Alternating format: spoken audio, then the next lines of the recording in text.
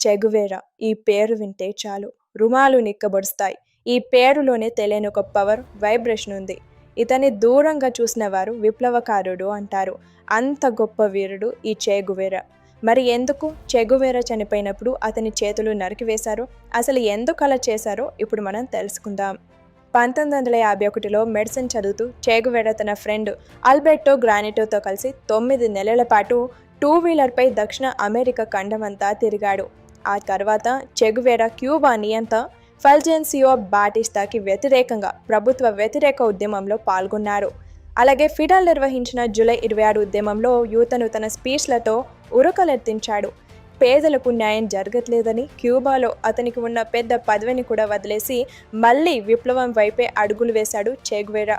బెలివియా అడవుల్లో గొరిల్లా వార్లో పాల్గొన్నప్పుడు చాలా కష్టాలు ఎదుర్కొన్నాడు.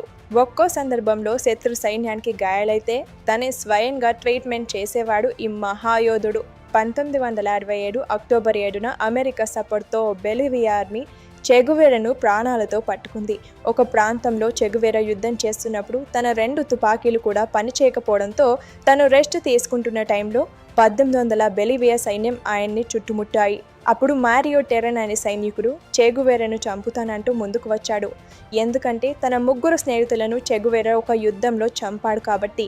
ఆ కక్షతోనే చెగువేరాని గన్తో గుండె మీద, చేతుల మీద, గొంతు మీద 9 రౌండ్స్ కాల్చాడు. అంతటితో ఆగకుండా చెగువేరా చేతులని కట్ చేసి మిలిటరీ ఆఫీస్కి పంపారు.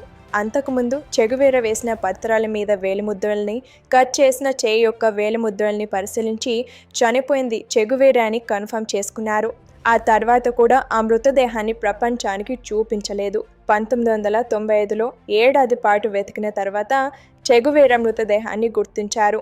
పరిశీలించిన తర్వాత అది చెగువేరా మృతదేహం అని తేల్చాక ఆయనతో పాటు మరో 6 మృతదేహాన్ని కూడా క్యూబా తెచ్చి సైనిక వందనాలతో 1997 అక్టోబర్ 17న ఖననం చేశారు.